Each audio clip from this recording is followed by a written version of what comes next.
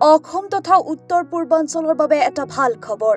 যোৰহাটৰ মৰিয়নীত শুভাৰম্ভ 1 লাখ উৎপাদনক্ষম দুগ্ধ সংশোধন প্ৰকল্প।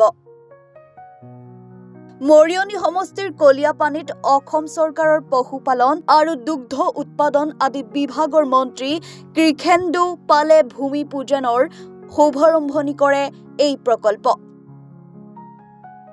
এই প্ৰকল্পৰ জৰিয়তে অসমৰ গোপালকসকলৰ লগতে অসম চৰকাৰে বিশুদ্ধ দুগ্ধজাত সামগ্ৰী লাভ কৰিবলৈ সক্ষম হ'ব। মুখ্যমন্ত্ৰী ডক্টৰ হিমন্ত বিশ্ব শৰ্মাৰ এয়া এক সপোনৰ প্ৰকল্প বুলি মন্ত্ৰী কৃষেন্দু পালে জনায়। অনুষ্ঠানত মৰিয়নী সমষ্টিৰ বিধায়ক ৰূপজ্যোতি কুৰ্মী, ভাৰত চৰকাৰৰ পশুপালন বিভাগৰ অতিৰিক্ত সচিব বৰ্ষা যোশী আৰু পুৰবী প্ৰতিষ্ঠানৰ বিষয়ববীয়া উপস্থিত থাকে। উল্লেখ্য যে মৰিয়নীৰ পৰাই মন্ত্ৰীগৰাকীয়ে ডিব্ৰুগড়ত স্থাপন কৰিবলৈ লোৱা 1 লাখ উৎপাদনক্ষম আৰু ধেমাজিত স্থাপন কৰিবলৈ লোৱা 50,000 উৎপাদনক্ষম দুগ্ধ সংশোধন প্ৰকল্পও ভূমি পূজনেৰে শুভাৰম্ভ কৰে। যি বিশেষকে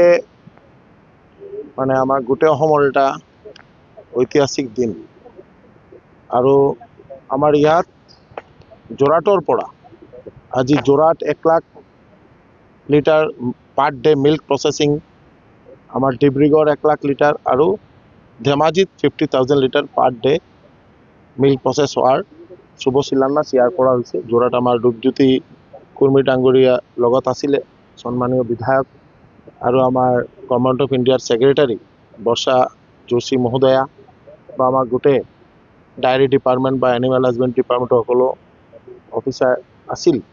আজি এই গৌৰৱময় মুহূৰ্তত আমি এটা কথাই ক'ব বিচাৰোঁ যে মাননীয় মুখ্যমন্ত্ৰী ডক্টৰ হিমন্ত বিশ্ব শৰ্মা মহোদয় যি আগ্ৰহ প্ৰকাশ কৰিছিল যে আমাৰ অসমৰ যাতে এটা দুগ্ধ বিপ্লৱ হয় আৰু হোৱাইট ৰিভলিউশ্যন, কাৰণ আমাৰ যে প্ৰত্যেকজন ব্যক্তি আমি সুস্থ সবল থাকিব লগা হ'লে মেইন আমাৰ যিটো আমাৰ milk per day minimum 500 to 600 ml মিল্কৰ প্ৰয়োজন হয় আৰু আমাৰ পাৰ ডে মিল্ক প্ৰচেছ উৎপাদন হয় অসমত 0.78 গ্ৰাম।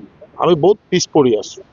তাৰ কাৰণে আমাৰ মাননীয় মুখ্যমন্ত্ৰী ডক্টৰ হিমন্ত বিশ্ব শৰ্মা মহোদয়ৰ যি আগ্ৰহ যে অহা 2027ৰ ভিতৰত অসমত যাতে 10 lakh litre per day milk process কৰা প্ৰত্যেকটা জিলাত আমি যাতে এই মিল্ক প্ৰচেছ ইউনিট স্থাপন কৰা হয়।